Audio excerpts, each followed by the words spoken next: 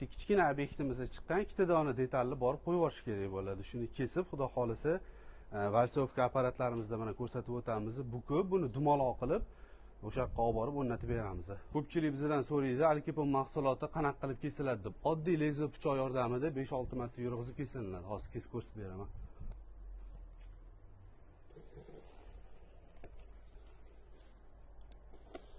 Mana shunaqa qilib 5-6 marta yurg'izgandan keyin ustidagi alyuminiyni kesib olingandan keyin orqa tomonni qayiltirib listni kesib olsa bo'ladi.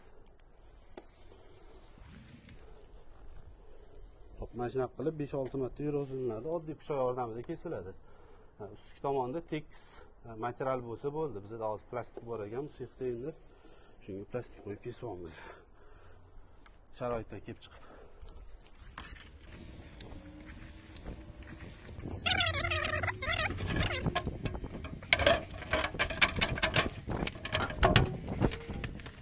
Birinchi usta bo'lib turib, keyin prorab bo'lish foydali tomonlari mana shunaqa kichkina obyektlar chiqqanda borib bemalol o'zimiz qilib kela olamiz.